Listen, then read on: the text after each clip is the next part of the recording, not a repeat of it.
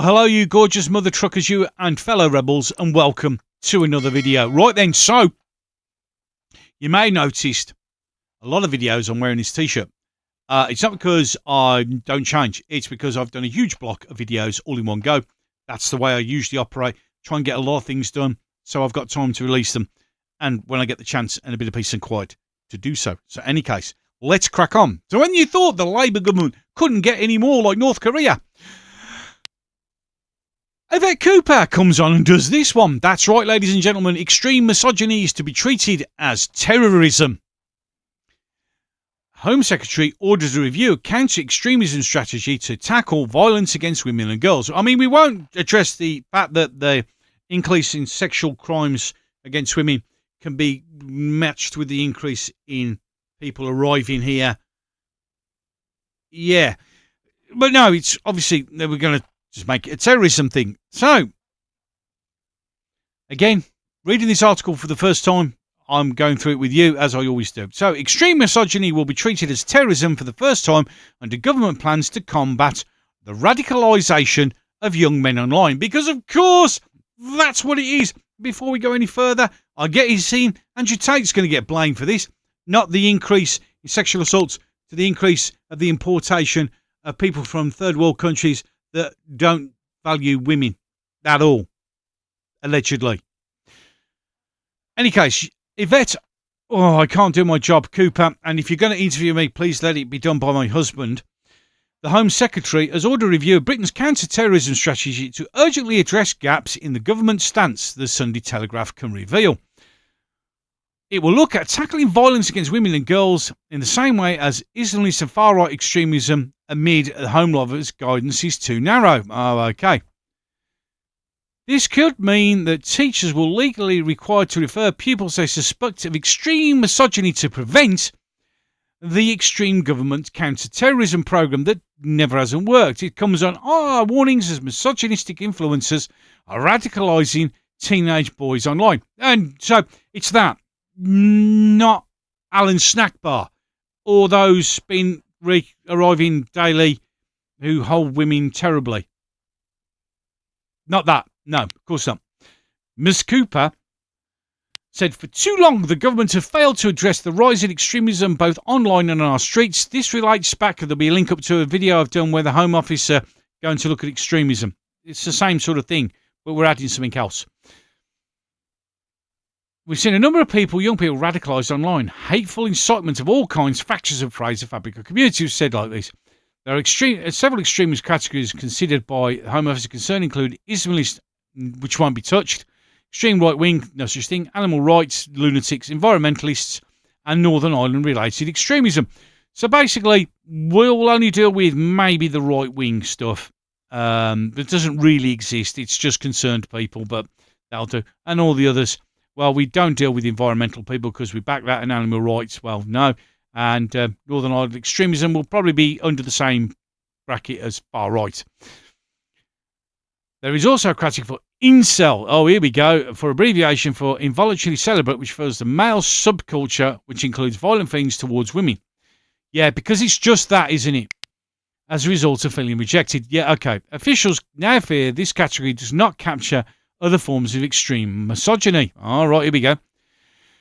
Teachers, healthcare professionals, local authority staff are under legal duty to make referrals to prevent schemes if they believe somebody is susceptible of becoming radicalised.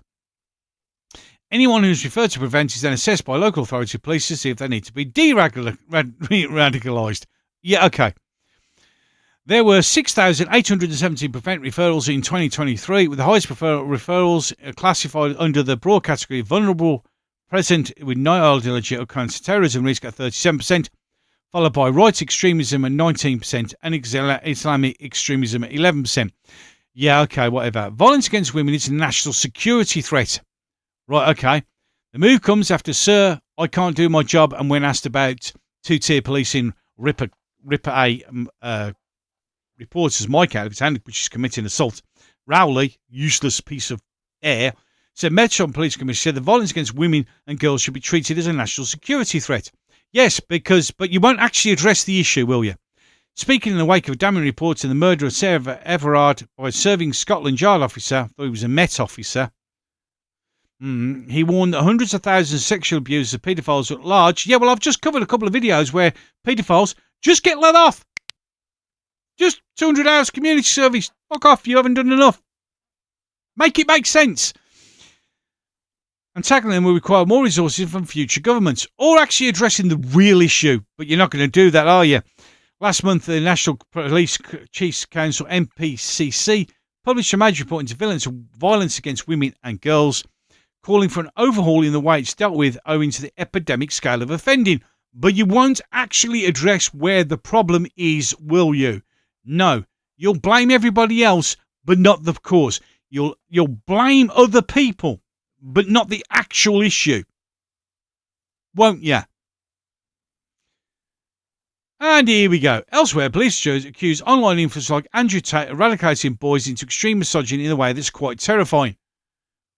Yeah, it's Andrew Tate's fault. Although, if you look into it, you say that, but you won't actually look at Andrew Tate's religious belief. You don't mention that, do you?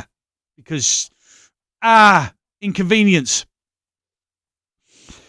Maggie Blythe, the NPCC lead for violence against women and girls, said young men and boys at risk of being radicalised in the same way terrorists draw in followers. Really, not so much.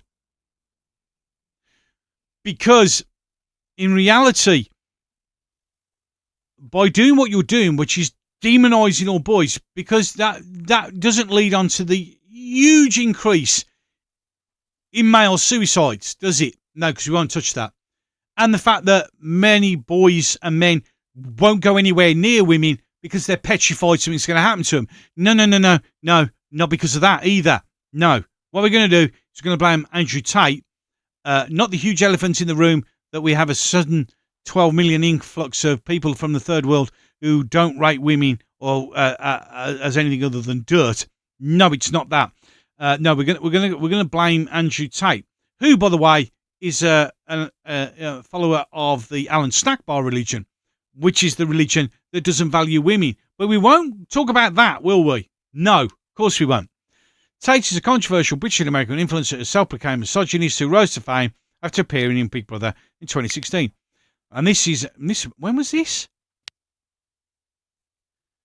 17th of August. Times you need to get a little bit further ahead here, because what you're about to say is wrong.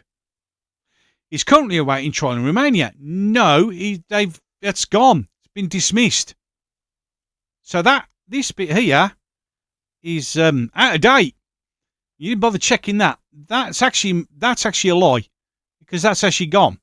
So, yeah, but as long as the lie reinforces what you want to push, that's okay, yeah?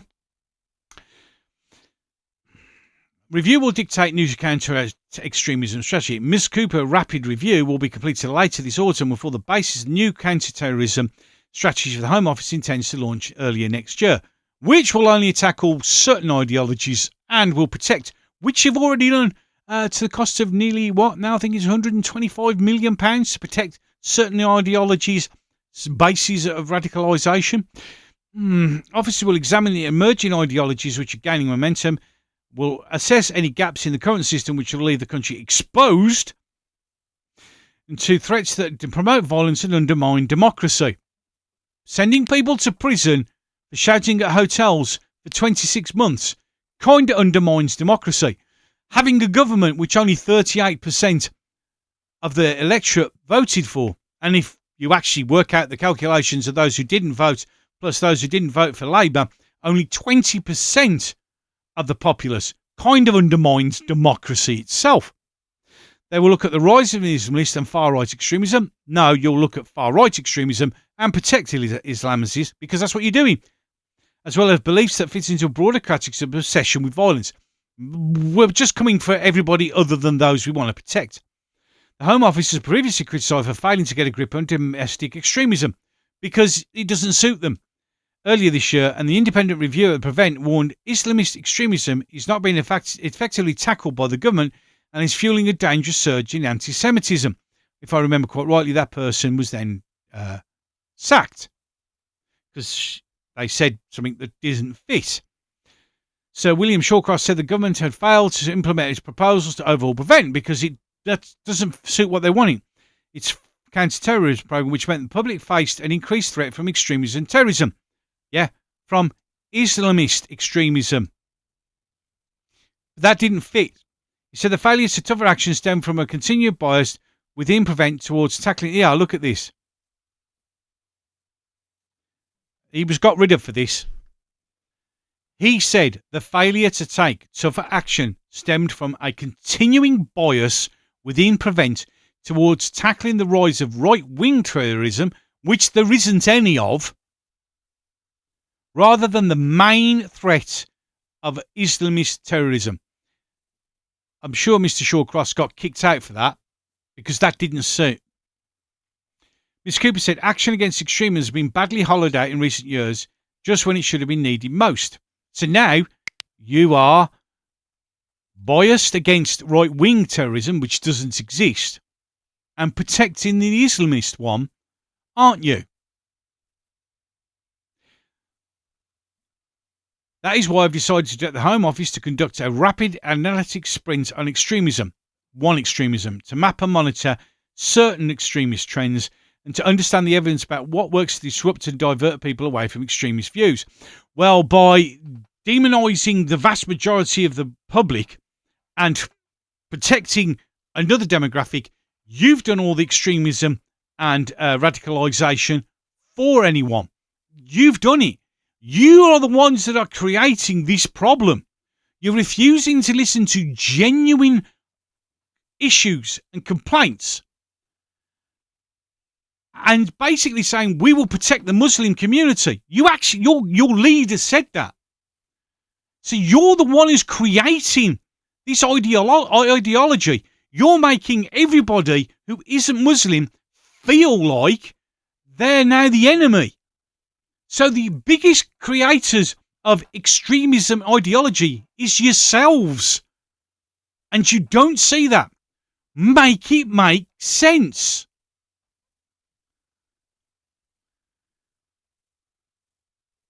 That work will underpin, and we've covered that in the previous video, which I've got a link to up above. So we're now going to make misogyny, extreme misogyny, which they will define an act of terrorism. Just think about that. Just genuinely think about that. Think about what this government is doing and saying. As I've just said, the biggest creators of extremism and ideology and anger and upset is the government itself. Prevent, as was correctly mentioned by Mr. Shawcross, was biased against right-wing whilst ignoring the actual threat. Our government now is saying we will protect the area where the biggest threat comes from. We will protect the Muslim communities. Keir Starmer's own words. Mr. Stalin himself, that's what he said. So, backing up Sir William Shawcross' point that you're biased against, and you have called everyone else who isn't that right-wing thugs the enemy. You've branded the rest of the British populace as the evildoers. You are the biggest creators of extremist ideology. You are creating this yourselves. And then because people get angry and annoyed, and I'm not justifying violence in any way, shape or form, because it doesn't solve anything, but you're then going out of your way to arrest these people, to demonise these people. I've done a couple of videos already where paedophiles have got away with jail sentences and got 200 hours community service for sick, disgusting behaviour that needs to be addressed. But then imprison someone for yelling at a hotel for 26 months. For putting people like the sick of it in prison for 3 years for tweets. For having expressed an opinion. Now, whether some of those tweets were vile, I've seen worse from the other side that don't get tackled at all. Again, breeding it. When you put somebody in prison for 18 months for shouting at and gesticulating against a police officer, you can't see the problem. Make it make sense. Any case, enough of that. I'm done. So, until the next one. This once great nation, eroded by time, with its crushed population.